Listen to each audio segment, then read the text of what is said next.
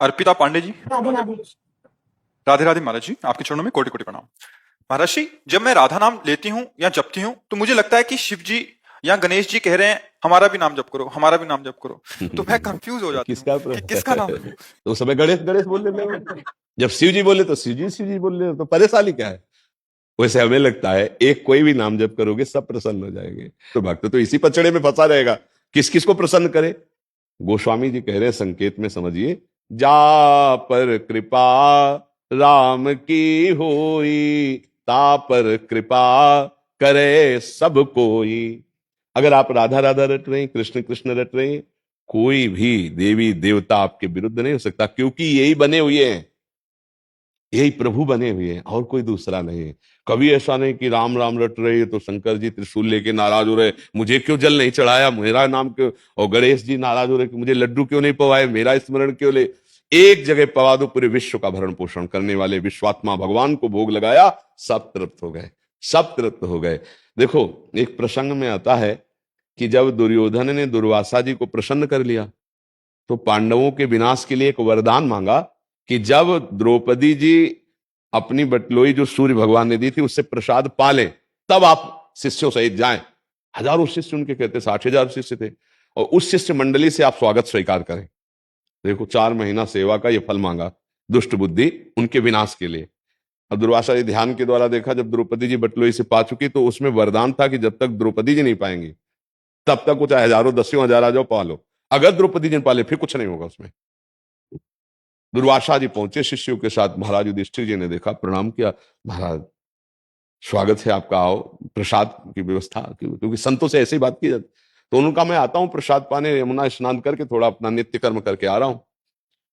युधिष्ठिर जी कांप गए कि इतने शिष्य हैं, कंदमूल फल भी इकट्ठा नहीं हो सकता। द्रौपदी जी से पूछा, बटलोई में पा लिया आपने? बोले पा लिया। और तो बिल्कुल शिथिल हो गए। द्रौपदी जी ने कहा, शिथिल क्यों हो गए? बोले, दुर्वासा जैसा महर्षि आएगा और प्रसाद पाने को नहीं मिलेगा, साफ ही दे देंगे, अब क्या होगा? तो उनका, तुम्हें एक बटलोई पर विश्वास है, श्री कृष्ण पर नहीं, जो विश्व का भरण पोषण करने वाले। जे ही याद किया, क्योंकि चीरहरण से और विश्वास शरणागति पुष्ट हो गई थी, जे ही तो भगवान देखा सामने से आ रहे, कृष्णा बहुत भूख लगी, द्रौपदी को कृष्णा कहते थे। उनका समस्या तो प्रभु यही है कि बटलोई भी हमने पा लिया, अब कुछ है नहीं, वनवास का समय था, तो लाओ बटलोई। अब देखो भगवान की महिमा देखो, एक कोई पवित्र पतिव्रता पात्र मार्जन करेगी तो झूठा रह जाएगा क्या? पहली बात। दूसरी बात, जब सूर्य भगवान ने कह दिया द्रौपदी के पाने के बाद बटलोई में कुछ नहीं बचेगा, तो कुछ नहीं बचेगा। भगवान ने कहा बटलोई लाओ, बोले प्रभु तो धोके रख दी, बोले लाओ तो देखा एक सीत है। कहां से सीत आ गया? क्या द्रौपदी जी को पात्र मार्जन करना नहीं आता कि जूठन लगी रहेगी? क्या भगवान सूर्य ने कहा है कि पाने के बाद कुछ नहीं बचेगा तो वरदान काम नहीं करेगा? कर तुम अकर तुम अन्यथा कर तुम श्री कृष्ण। वो ऐसे सीत निकाला और ऐसे आ जाओ ऋषियों को बुला लाओ, और उधर सबके पेट क्या यहां तक अफरा गए। भीम जी गए और कहा, प्रभु दुर्वासा जी से, पकवान सब तैयार हैं, आओ महाराज।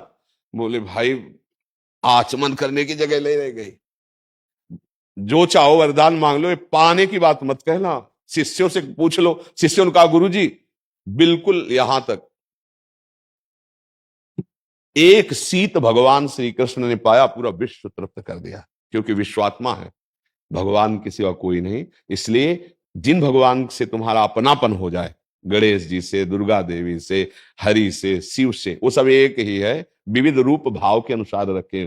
तो हम क्या करें, उन्हीं भगवान में आसक्त हो जाएं, उनका नाम जप करें, उनको भोग लगाएं, उनका तो सबका भोग लग गया। जैसे हम पेड़ के मूल में जल डाल दें तो डाल पत्ता पुष्प सब में पहुंच जाता है, ऐसे ही भगवान मूल है।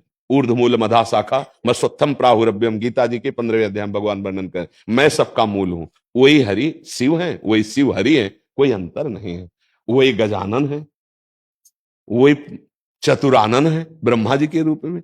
इसलिए मुझे लगता है कि ये संशय तो ना करे कि गणेश जी नाराज हो रहे, शिव जी नाराज हो रहे, क्यों बच्चा? ऐसा नहीं, सब प्रसन्न। कोई भी एक नाम जप करो, कोई भी एक भगवान को स्वीकार कर लो अपनेपन से और उनकी आराधना करो, सबकी आराधना हो जाएगी, सब प्रसन्न हो जाएंगे। प्रश्न ये बहुत आता है हमारे पास, जैसे जो दीक्षित हो गए हैं, जिनको एक उपासना पद्धति मिल गया, उनको तो मार्ग मिल गया है। कुछ ऐसे हैं जो नाम जप करते थे, पहले हनुमान जी का करते थे या किसी अन्य देवी देवता का करते थे, बट अभी जैसे राधा नाम में रुचि हुई या राम नाम में रुचि हुई, उनको बहुत भय बना रहता है कि ये नाराज हो जाएंगे। हाँ, नहीं। अच्छा, नाराज हो जाएंगे तो हमारा अनर्थ हो जाएगा, ऐसा ये उसके भी मुख्य भाव ये रहता है। हाँ, नहीं नहीं नहीं, सब भगवान एक ही है। कभी तुमको ऐसा प्रसंग दिखाई दे रहा हो कि वो पहले उनके भक्त रहे और फिर नाराज हो गए, भगवान ने उनका विनाश कर दिया, आज तक इतिहास में हमको दिखाना किसी भी एक का। हाँ, भक्त का अगर कोई अनर्थ करेगा तो बात हो सकती। जैसे देवी जी की उपासना करते थे दस्यु लोग, चोर लोग, उन्होंने एक कामना की कि अगर हमारे पुत्र हो जाएगा तो हम मनुष्य की बलि चढ़ाएंगे। उनके संयोगवशात पुत्र हो गया तो बलि के लिए उन्होंने एक मनुष्य पकड़ा। दस्यु थे वो तो, और खूब छूट दे दी सब खान पान के सब, तो वो खूब आराम से खा, उसको पता नहीं था। उसे कहा "ए, खा लो, काटे जाओगे, वहां बलि चढ़ाई जाएगी"। वो भाग गया पता नहीं कैसे। अब जो उनके जो अनुचर थे उनको पता लगा, भाग गया, तो बोले हमारी बलि चढ़ा देंगे। तो दौड़ के ढूंढने की कोशिश की तो मिल गए जड़ भरत जी। जड़ भरत जी महाराज ब्रह्मानंद में छके हुए। अब इनको ले गए, नहाया धुलाया, खिलाया पिलाया, और देवी के सामने सर ऐसे झुकवा के, और जब काटने किया तो देवी फाड़ करके मूर्ति को साक्षात प्रकट हो गई, और वही तलवार लेकर अपने ही उपासकों को काट के फेंक दिया। जड़ भरत जी ने ना एक बार देवी जी को प्रणाम किया, ना धन्यवाद दिया। देखा कोई रोकने वाला नहीं, उठ के चल दिए। ऐसी भगवान की निष्ठा भक्ति। भगवान के भक्त को यदि कोई अनर्थ करने लगे तो उसी का इष्ट उसका नाश कर देगा। अब आप देखो, देवी जी के सामने जड़ भरत जी का गला काटने, तो देवी जी को प्रसन्न होना चाहिए कि मेरा भक्त तो ये है, ये तो है नहीं, पर समझ गई ना, इतना क्रोध आया कि मेरे इस महान भक्त को ऐसे, तो काट के अपने भक्तों को फेंक दिया जो चोर लोग थे। भागवत में प्रसंग पढ़ के देख ले। इसका मतलब है सत्य की उपासना, भगवान की उपासना करोगे तो सब आपके हैं, आपका कोई भी बाल बांका नहीं कर सकता। नहीं तो देवी जी की आराधना करने वाले वो लोग थे, जड़ भरत जी तो नहीं थे ना। फिर क्यों जड़ भरत जी का पक्ष लेकर के देवी जी ने उनको मार डाला?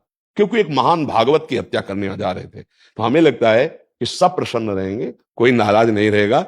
जो पहले नाम जप कर रहे थे उसका फल ये होगा कि श्री कृष्ण नाम में, राधा नाम में आपकी प्रीति हुई है, ऐसा भाव रखिए। नहीं तो फिर आपके उपासना में संशय बना रहेगा, भय बना रहेगा, तो फिर आप किसी भी उपासना में नहीं टिक पाएंगे।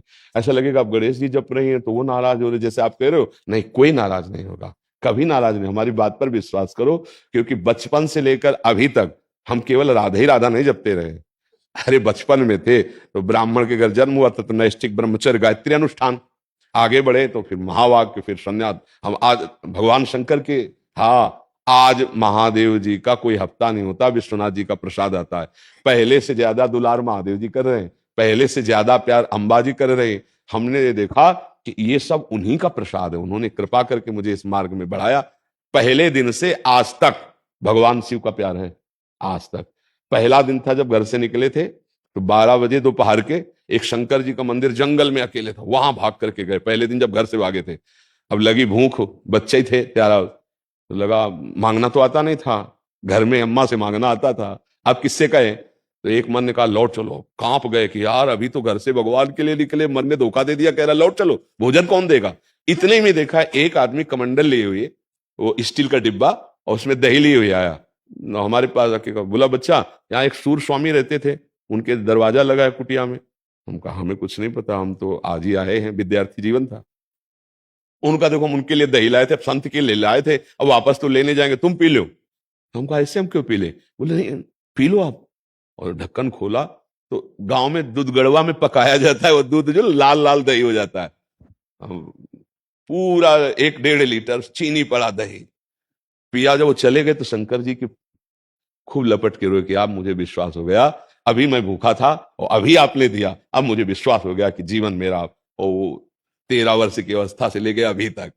हाँ, तो हमको तो नहीं लगा कि हम राधा राधा बोलेंगे तो शिव जी नाराज हुए। हमें लगा शिव जी की कृपा हुई है तभी हम राधा बोल पाए हैं, तभी हम वृंदावन में उपासना प्राप्त किए हैं। और भगवान श्री राम जी कह रहे जा पर कृपा न करें पुरारी, सो न पाओ मुनि भगति हमारी। भगवान शिव की कृपा से हरि की भक्ति, भगवान हरि की कृपा से शिव की भक्ति, ये परस्पर है। नाराज होने का तो कहीं कोई सवाल ही नहीं है। तो जो पहले राम राम जप रहे थे, हरि हरि जप रहे थे, उनके मन में आया कि मैं राधा राधा जपूं, तो ये समझो लाल रंगीलो गाइए ताते प्रीति रंगीली पाइए।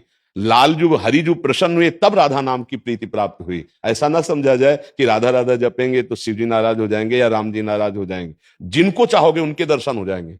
नाम जप करो, ये संशय मत करो, सब एक ही है, वो केवल हमारे भाव के लिए अलग अलग रूप धारण किए हुए हैं। महाराज जी 50 साल से चालीसा पढ़ रहे हैं, जो पूरे दुर्गा चालीसा, राम रक्षा स्तोत्र, बांके बिहारी, शिव जी स्तोत्र, अब वो आधा पौन घंटा उसमें जाता है तो वो उसकी बजाय पूरा राधा राधा में चलता रहे। हाँ तो उसका परिणाम ये आएगा।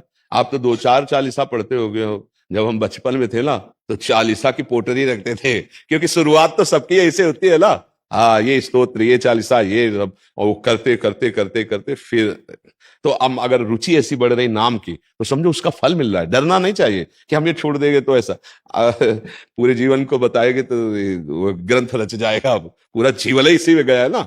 और अब जो है बस आखिरी पायो परम विश्राम, राधा राधा राधा राधा राधा। ये केवल ऐसा भावुकता बस नहीं है कि भाई आए हम यहाँ जुड़े तो हम राधा राधा बोलने लगे, ऐसा नहीं। खूब ज्ञान विज्ञान भगवत मार्ग से आते हुए अब उसका मुझे फल मिला है। वही हम सबको कह रहे हैं, अच्छे आचरण करो, नाम जप करो, भगवान इन्हीं मंदिरों में विराजमान है, इनको सुख देने की भावना करो, इसी से भगवत प्राप्ति हो जाएगी। हम कोई भावुकता में नहीं कहते, खूब शास्त्रों का जहां तक भगवान ने स्वाध्याय कराया, बड़े बड़े संतों का संग किया, उससे अपने कर्म सही हो और नाम जप हो, चिंता मत करो, भगवान प्रसन्न हो जाएंगे, भगवत प्राप्ति हो जाएगी।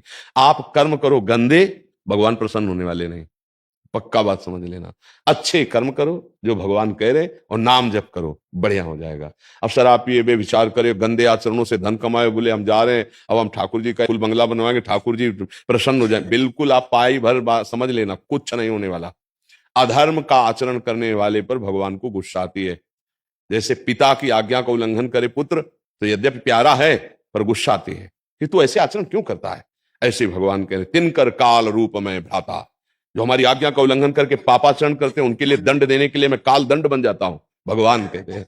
इसलिए हमें लगता है सावधान होकर नाम जप करे, अच्छे आचरण करे, इससे बढ़िया साधना और कोई नहीं। जिसको जो कर्तव्य कर्म मिला है, जैसे हम विरक्त हैं तो हमारा कर्तव्य कर्म और है, आप गृहस्थ हैं तो आपका कर्तव्य कर्म और है। कर्म करें दोनों अपने अपने, और नाम जप करें तो दोनों एक ही प्रभु को प्राप्त हो जाएंगे, कोई अंतर नहीं। जो एक योगी को वही एक गृहस्थ को भगवत प्राप्ति हो जाएगी, पर अच्छे आचरण, जो धर्म के आचरण।